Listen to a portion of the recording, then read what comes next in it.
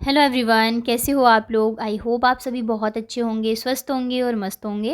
Welcome back to my channel Ashi Rashi vlogs. मैं हूँ रुचि। तो अभी बजे सुबह के 10। आशी को स्कूल छोड़ के आ गई हूँ, नाश्ता वगैरह हो चुका है हमारा। तो अभी क्या है ना, मैं पूजा वगैरह नहीं कर रही हूँ क्योंकि तबीयत जो है मेरी वो थोड़ी सी ठीक नहीं चल रही है। तो मम्मी है तो अभी काफ़ी ध्यान देती हैं और मम्मी कहती है चलो अभी तबीयत ठीक नहीं है तो नाश्ता कर लो, पूजा वगैरह तो लगा ही रहता है, खुद ठीक रहोगे तो सारी चीज़ें हो जाएंगी। तो मम्मी जो है किचन में लगी हुई हैं, जब से मम्मी है तब से मम्मी कामों में ही लगी रहती है। झाड़ू पोछा बर्तन कपड़े सारे काम मम्मी करती है, खाना बनाना हर एक चीज़। तो ये वाली बेडशीट जो है ना वो थोड़ी सी गंदी हो गई थी, तो वैसे तो इसका कलर डार्क है तो पता नहीं चलता है, लेकिन फिर भी पास से देखो तो लगता है। तो मम्मी ने कहा कि निकाल दो, मैं धो दूँगी, क्योंकि डेली के ही मम्मी जैसे कंबल वगैरह हैं, जो मोटे मोटे कपड़े हैं ना, स्वेटर वगैरह है, तो मम्मी कह रही है कि मैं सारे धो दूँगी ना जाने से पहले, तो तुम्हें धोना नहीं पड़ेगा। क्योंकि ठंड में जब ठंड ख़त्म होती है तो हम कपड़े वगैरह धो के ही रखते हैं, वूलन हो या ब्लैंकेट्स वगैरह हो। तो मम्मी कहती है कि मैं सारी धो के चली जाऊँगी, मैं जब तक हूँ। तो ये वाली बेडशीट मम्मी ने कहा कि चेंज कर दो, मैं धो दूँगी। तो यहाँ पे मैंने निकाल दी है और तबीयत मेरी कल से थोड़ी सी ठीक लग रही है, फिर भी मैं अभी डेली नारियल पानी पी ही रही हूँ।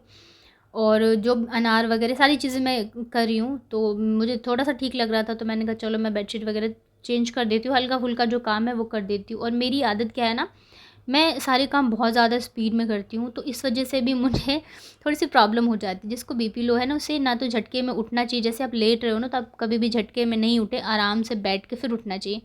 लेकिन मेरी आदत बहुत ज़्यादा ख़राब है, मैं हर काम बहुत ज़्यादा स्पीड में करती हूँ, तो इस वजह से भी मेरी हालत जो है वो थोड़ी सी ख़राब हो जाती है। और अभी के टाइम जैसे मेरा बीपी लो है, अगर मैं ऐसी करूँगी ना तो मैं कभी भी गिर जाऊँगी, कहीं भी गिर जाऊँगी। तो मेरी आदत ही ऐसी हो गई है, क्योंकि दोनों बच्चों के साथ मैं काम करती हूँ, तो मुझे ऐसा रहता है कि मैं जल्दी-जल्दी सारे काम निपटा दूँ। तो यहाँ पे बेड को क्लीन कर दिया था, तब तक देखिए मम्मी अनार लेके आ गई थी मेरे लिए। और फिर से मुझे हल्का-सा लग रहा था कि मेरा बीपी जो है वो डाउन सा हो रहा है, क्योंकि मैंने थोड़ा-सा कर लिया था ना अभी ये काम वगैरह। और क्या होता है ना, हर बार मम्मी आती हैं तभी आती हैं जबकि मुझे मतलब ज़रूरत होती है।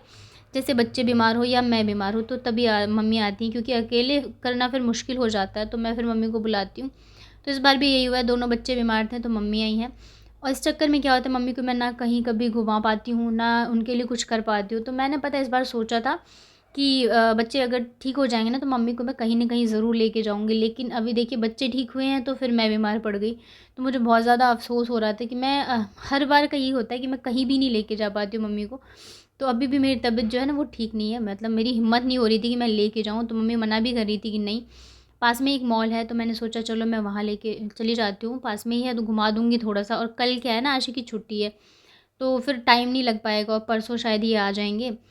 तो उसके बाद फिर टाइम नहीं हो मिल पाएगा, तो मेरे पास आज का ही टाइम है। तो मम्मी कह रही थी नहीं रहने दो, तुम्हारी तबीयत ठीक नहीं है।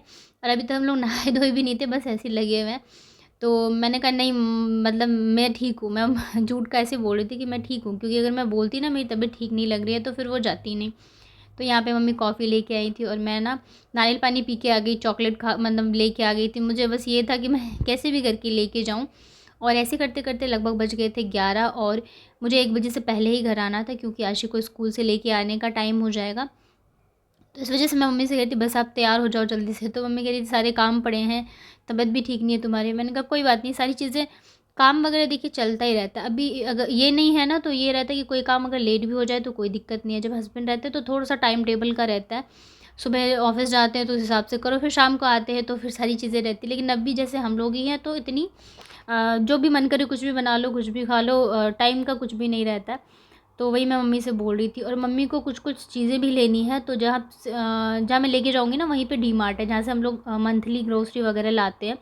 तो मैंने कहा मम्मी वहाँ से ले भी लेंगी सामान, तो मम्मी मतलब मान ही नहीं रही थी, नहीं रहने दो तुम्हारी तबीयत ठीक नहीं है। मैंने कहा नहीं चलो फिर होके आ जाते हैं, जब तक आशी आएगी तब तक हम लोग आ जाएँगे। और सच बताऊँ सोचा तो बहुत कुछ था कि यहाँ ले जाऊँगी, वहाँ ले जाऊँगी, मतलब मुझे जितना अकेले पता है मैं लेके जाऊँगी, लेकिन फिर मैं कहीं भी नहीं ले पाई। तो फिर देखिए यहाँ पे आ गए थे हम लोग, तो मैंने सोचा सबसे पहले मैं डीमार्ट में ही लेके जाती हूँ, इनको जो चीज़ें लेनी है वो ले लेते हैं, अगर फिर टाइम मिलेगा ना तो थोड़ा बहुत घुमा दूँगी, अदरवाइज़ जो चीज़ें हैं वो ले ले। तो यहाँ पे देख रहे हैं इनको बिठा दिया है मैंने, और आशी आती ना तो थोड़ी ज़्यादा प्रॉब्लम हो जाती है दोनों को लेके। तो यहाँ पे आशिक बाबू को बिठा दिया है और हम लोग चले गए थे फिर सामान वगैरह जो भी मम्मी को लेना था, मैंने कहा आप ले लो। तो यहाँ पे देखिए ये है कप वगैरह का सेक्शन, यहाँ पे बर्तन वगैरह होते हैं। तो मम्मी को ना कप्स लेने थे, पिछली बार जब मम्मी आई थी ना तो मैं यहाँ से कप लेके गई थी, जुलाई में आई थी शायद। तो मम्मी को अच्छे लगे थे, बट पिछली बार वो लेके नहीं जा पाई थी, मतलब वो आ ही नहीं पाई थी डीमार्ट। तो मैंने इस वजह से मैं स्पेशली लेके आई हूँ कि इनको जो भी चीज़ें चाहिए वो यहाँ से ले लेंगी या देख लेंगी। तो बस यहाँ पे मम्मी वही चूज़ कर रही थी कौन सा कप ले। और बाहर अगर आप ऐसी अच्छी क्वालिटी या अच्छे कप्स लोगे तो थोड़े सॉरी रेंट बोल रही हूँ मैं, प्राइस ज़्यादा पड़ते हैं। तो यहाँ पे ये ट्रे और कप का जो सेट है ना, ये आई थिंक 129 का था। और जो ये कप्स वगैरह का सेट है विदाउट ट्रे, ये देखिए 99 का। तो बहुत मतलब प्राइस जो है ना बहुत ही सही रहते हैं यहाँ के। तो मम्मी यहाँ पे देख रही थी कि कौन से लूँ कौन से नहीं लूँ। तो फिर ट्रे वाले के साथ क्या है ना कि वो फिर ले जाने में थोड़ी प्रॉब्लम होती है और टूटने का डर रहता है। तो मम्मी ने कहा चलो मैं ये कप्स वाला ही ले लेती हूँ, और ये ना डब्बे में रखा है तो टूटेगा भी नहीं। मैंने कहा ठीक है आप देख लो, आपको जो भी अच्छा लगे जो भी पसंद लगे। तो बस यहाँ पे हम लोग चूज़ कर रहे थे कि कौन सा लेना है और कौन सा नहीं। और यहाँ पे जाओ ना इतनी अच्छी अच्छी चीज़ें होती हैं ना कि मन करता है सारे ही ले लो। और ये ना 3 भगोने का सेट था, जिसमें इतनी छोटी छोटी बहुत ही अच्छे अच्छे से थे, प्यारे से।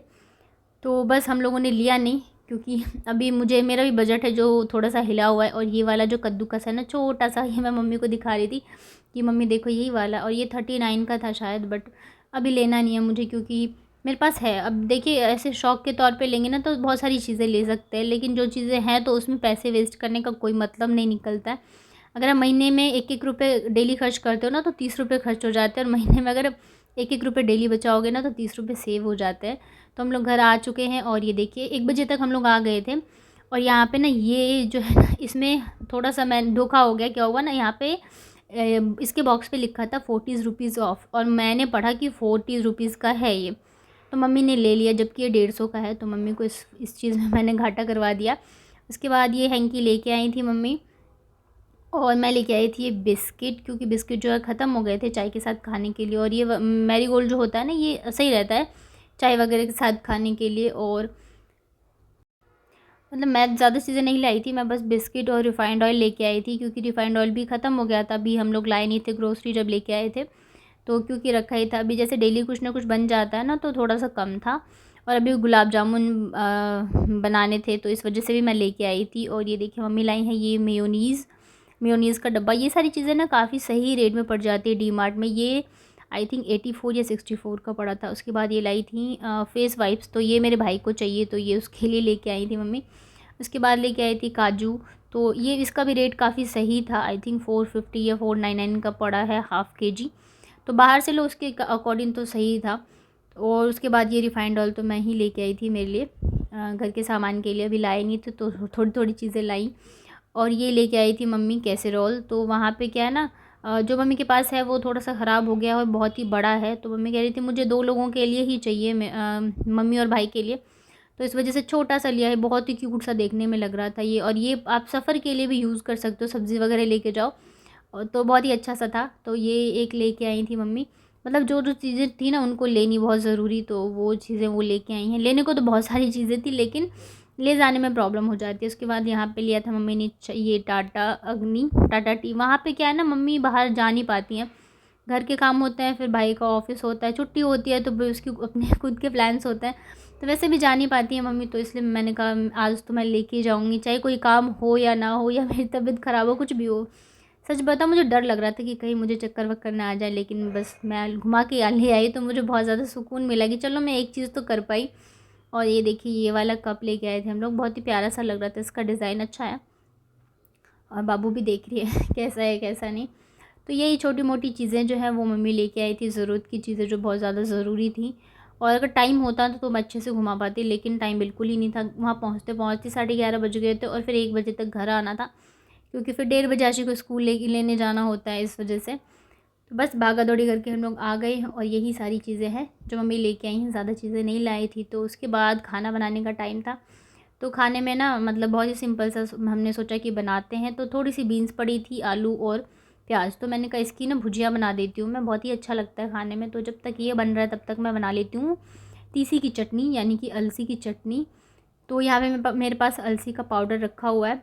इसकी चटनी की रेसिपी आई थिंक मैंने पहले भी शेयर की हुई है, तो जिन्होंने नहीं देखी वो देख लीजिए, बहुत टेस्टी होती है। इसमें डाल देंगे बारीक कटा हुआ प्याज, नमक, थोड़ा सा पानी और नींबू, बस। और इसकी चटनी इतनी टेस्टी लगती है ना कि बस आप सिर्फ रोटी के साथ भी खा सकते हो, कोई सब्ज़ी की ज़रूरत नहीं है, बहुत टेस्टी लगती है। और ये बैंगन भी रखे हुए थे, तो मैंने कहा चलो इसके भी पकौड़े बना लेते हैं। तो इसमें डाल दिया मैंने नमक, हल्दी, धनिया पाउडर और लाल मिर्च। तो इसको कर देते अच्छे से मिक्स। और तब तक मेरी भुजिया भी बन गई थी। तो मैं जब भी प्याज वाली भुजिया बनाती हूँ तो मैं इसमें मसाले ऐड करती हूँ, बहुत टेस्टी लगते हैं। सूखे मसाले जैसे धनिया पाउडर और लाल मिर्च पाउडर, तो इससे टेस्ट बहुत अच्छा आता है। अगर मैं बिना प्याज वाले बनाती हूँ तब मैं मसाले नहीं डालती हूँ, तो क्रिस्पी क्रिस्पी भुजिया अच्छी लगती है खाने में। और भुजिया के साथ तो मुझे बस ऐसे ही चावल और भुजिया मैं खा लेती हूँ, मुझे दाल की भी ज़रूरत नहीं पड़ती है, बहुत अच्छे लगते हैं। तो बस बन गई ये भुजिया। उसके बाद ये जो मैंने बैंगन के बनाए थे, तरुआ बोल लो, पकौड़े बोल लो, ये भी बन गए थे। और ये रही चटनी। तो सिंपल सी दाल। तो बस यही था आज का मेरा